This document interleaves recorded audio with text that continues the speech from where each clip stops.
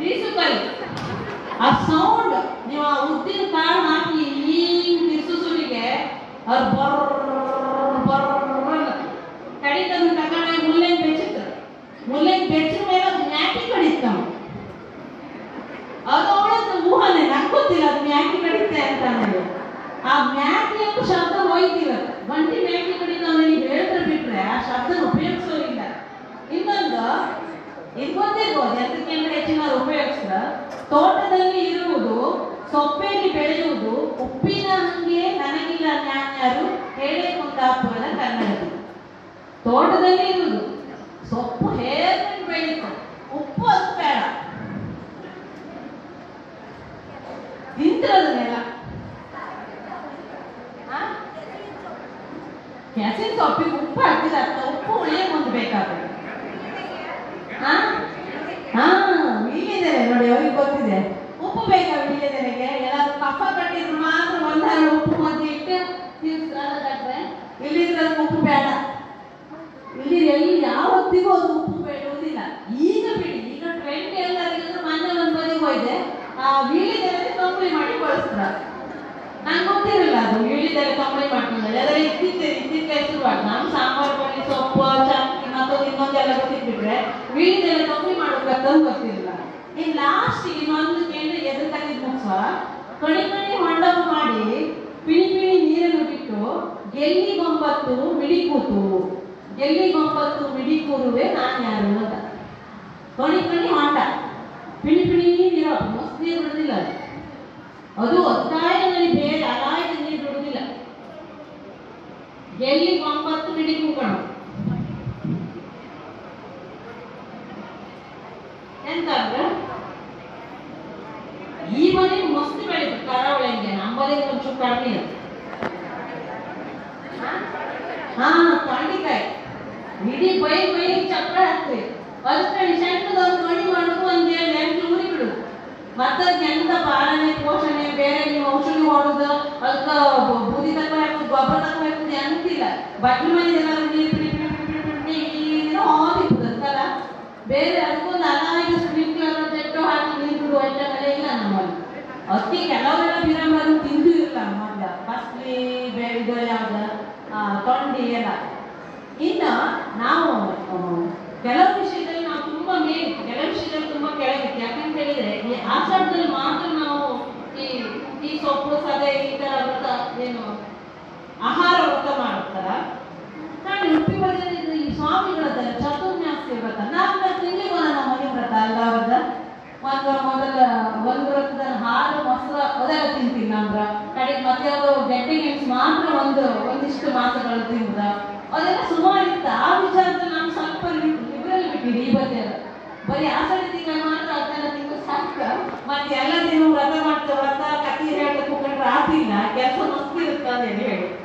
ಆಮೇಲೆ ಆಷಾಢ ಕಳೆದು ಶ್ರಾವಣ ಬಂದಿದೆ ಈಗ, ಮಸ್ತ್ ಖುಷಿ. ಇನ್ನೊಂದು ಸ್ವಲ್ಪ ನಾಡ್ದು ಸಿಂಹ ಸಂಕ್ರಾಂತಿ ಅಲ್ಲ ಸ್ವಾಮಿಡು ಸಂಕ್ರಾಂತಿ ಬಗ್ಸರಿ ಖುಷಿ ಅಲ್ಲ. ಬಳೆಗಾರ ಬರ್ತನಲ್ಲ ಮನೆ ಬಾಗಿಲಿಗೆಲ್ಲ ಬಳಿ ಬೆಚ್ಚುಗ ಎಲ್ಲಿಂದ ಬಳಿ ಇಟ್ಕೊಂಡ ಒಂದು ಕೈಯಲ್ಲಿ ಇದ್ದದ್ದು ಒಂದು ಬಳೆ ಒಡೆದೋಯ್ತಂತೆ.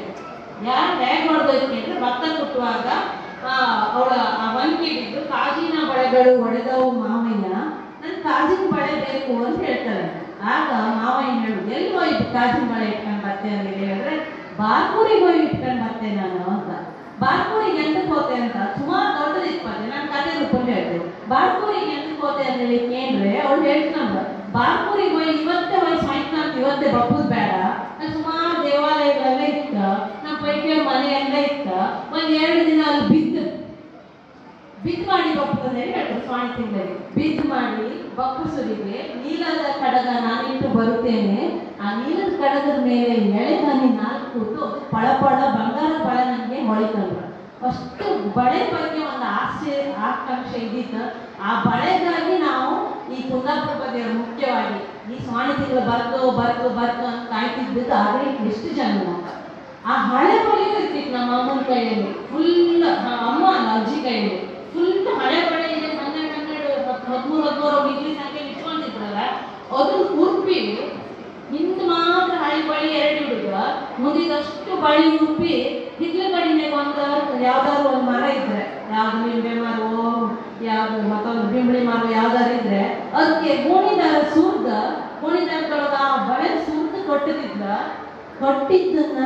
ಕೆಲಸಕ್ಕೆ ಹೋಗೋರು ತಗೊಂಡು ಹೋಗ್ತಿದ್ದೆ. ನನಗೆ ಈಗಲೂ ನೆನಪಿದೆ.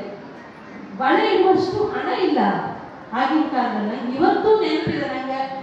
ನಾವೇನಾದ್ರೂ ಬರೆಯುವಾಗ ಯಾಕೆ ಮತ್ತೆ ಮತ್ತೆ ನಾನು ಕಣ್ಣು ತೇವ ಆಗುತ್ತೆ, ಎದೆ ಭಾರ ಆಗುತ್ತೆ ಅಂತ ಹೇಳಿದ್ರೆ, ಆ ಒಂದು ವರ್ಷದ ಕಾಲ ನಮ್ಮ ಅಜ್ಜಿಯೋ ಮುತ್ತಜ್ಜಿಯೋ ಇಟ್ಟಂತ ಬಳೆಯನ್ನ ತೆಗೆದಿಟ್ಟದನ್ನ ಇಡ್ತಿದ್ರಲ್ಲ ಆಗಿನ ಜನದ್ದು.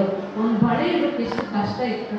ನಮ್ಮ ಮಕ್ಕಳು ಇವತ್ತು ಒಂದು ಡ್ಯಾನ್ಸ್ ಅಂತ ಹೇಳಿದ್ರೆ 120 ರೂಪಾಯಿ ಕೊಟ್ಟು ಅಥವಾ 150 ರೂಪಾಯಿ ಕೊಟ್ಟು 1 ಡಜನ್ ಬಳೆ ತಗೊಂಡ್ಬಂದ್ರೆ ಅದನ್ನ ಆ ಡ್ಯಾನ್ಸ್ ಮುಗಿಯಕ್ಕೂ ತೆಗೆದು ಮನೆ ಚಕ್ಕಲಿ ಬಂದು ತೆಗೆದು ಬಿಸಾಡಿಸಿ ಕಂಡ್ರೆ ಹೊಟ್ಟೆ ಚುರಿ ಅನ್ನುತ್ತೆ. ಇದನ್ನ ಯಾಕೆ ಹೇಳ್ತೇನೆ ಅಂತ ಹೇಳಿದ್ರೆ, ನಮ್ಮ ಮಕ್ಕಳಿಗೆ ನಾವು ಈ ಕಥೆಯನ್ನು ಹೇಳಿದ್ರಷ್ಟೇ ಅವ್ರಿಗೆ ಆ ವಸ್ತುವಿನ ಬೆಲೆ ಗೊತ್ತಾಗುತ್ತೆ. ಯಾವ ಮಕ್ಕಳಿಗೆ ಆಗಲಿ, ದೊಡ್ಡವರಿಗೆ ಆಗಲಿ, ಇನ್ನೊಬ್ಬರಿಗೆ ಆಗಲಿ, ಮತ್ತೊಬ್ಬರಿಗೆ ಆಗಲಿ. ಅಕ್ಕಿ ಸತಿ ಕಥೆ ಹೇಳುತ್ತೆ. ಹುಂಗಸರಿಗೆ ಅನ್ನ ಬಿಟ್ಬೇಡಿ ಅಂತ ಹೇಳಿ ಹೇಳ್ತಾರೆ. ಅನ್ನ ಬಿಟ್ಬೇಡಿ ಅಂತ ಯಾಕೆ ಹೇಳ್ತಾರೆ? ನನ್ನ ಅಜ್ಜಿ ಅಂತ ಕೇಳಿದ್ರೆ ಅಕ್ಕಿ ಹಬ್ಬಕ್ಕೆ ಎಷ್ಟು ಕಷ್ಟ ಇತ್ತು ಗೊತ್ತಿತ್ತಾ? ಭತ್ತ ಮೊಟ್ಟು ಭತ್ತ ಅದು ತೆಗಿಸುರಿಗೆ ಅದ್ರ ಮಂಡಿ ನೂರು ಬಪ್ಪಸುರಿಗೆ ಅದಕ್ಕೆ ಎಷ್ಟು ನೋವಾಗಿಲ್ಲ. ಅದನ್ನು ಕಡಿ ಕಿತ್ರ ಅಗಿ ಹಾಕಿ ಅಗಿ ಮಾಡಿ ಅದನ್ನ ಅಗಿಂದ ಕಿತ್ರ ಕಿಡಿಸುರಿಗೆ ಎಷ್ಟು ನೋವಾಗಿಲ್ಲ. ನಾವೊಂದು ಕೂಲು ಕಿತ್ ಮಾಡಿ ಎಷ್ಟು ನೋವಾಗ್ತದೆ.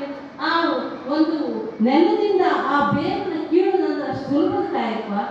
ಅದನ್ನ ಕಿತ್ತು ಮತ್ತೆ ತಕೊಂಡು ನಟ್ರ ಮತ್ತೆ ಕೊಯ್ಲು ಬಂತು. ಅದನ್ನ ಕೊಯ್ದ್ರು, ಜಪ್ಪಿರು, ಮತ್ತ ಇದಕ್ಕೆ ಕೊಪ್ಪರಿಗೆ ಹಾಕಿ ಬೇಯಿಸ್ರ.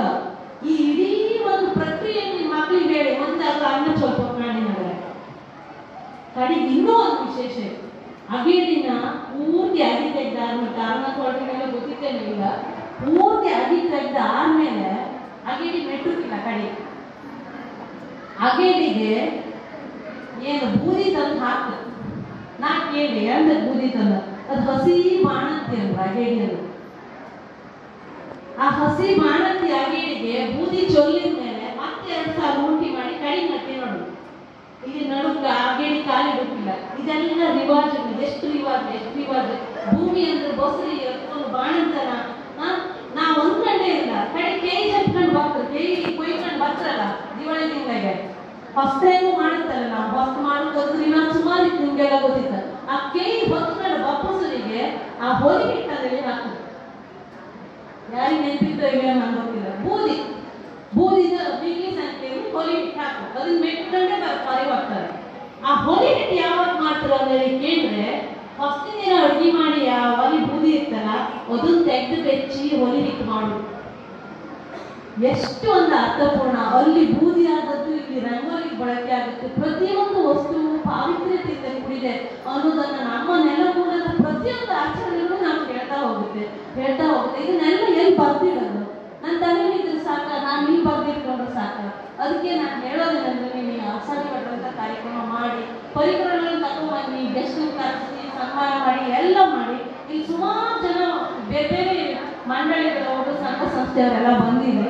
ನೀವು ಈಗ ಮಾಡ್ತಾ ಇದ್ದ ಕೆಲಸ ನಮ್ದು ಕೈಂಡ್ ರಿಕ್ವೆಸ್ಟ್, ವಿನಮ್ರ ವಿನಂತಿ ಏನಂತ ಹೇಳಿದ್ರೆ, ಯಾರ ಬಾಯಿ ಏನ್ ಆಚರಣೆ ವಿಷಯ ಬರ್, ಏನ್ ನೆಲಮೂಲ ಸಾಹಿತ್ಯದ ವಿಷಯ ಬರ್, ಏನ್ ಪದ ಬರ್, ಅದನ್ನೆಲ್ಲ ನಾವು ಹೆಕ್ಕಿ ಒಂದು ಡಿಜಿಟಲೀಕರಣವನ್ನು ಮಾಡಬೇಕಾಗಿದೆ. ನಮ್ಮ ನೆಲಮೂಲದ ಸಾಹಿತ್ಯ, ಸಂಸ್ಕೃತಿ, ಇಲ್ಲಿನ ಕಲೆ, ಇಲ್ಲಿನ ಆಚರಣೆ ಇವೆಲ್ಲವನ್ನ ಈಗ ಈ ಡಿಜಿಟಲೀಕರಣ ಅನ್ನೋದು ನಮ್ಮ ಒಂದು ದೊಡ್ಡ ಸಂಪತ್ತು. ನಾ ರವಿ ಬಸರೂರವ್ರು ಬಂದಿರೋ ಇವತ್ತು ಈ ವೇದಿಕೆ ಪುನಃ ಅಭಿನಂದಿಸಬೇಕಂತಿದೆ.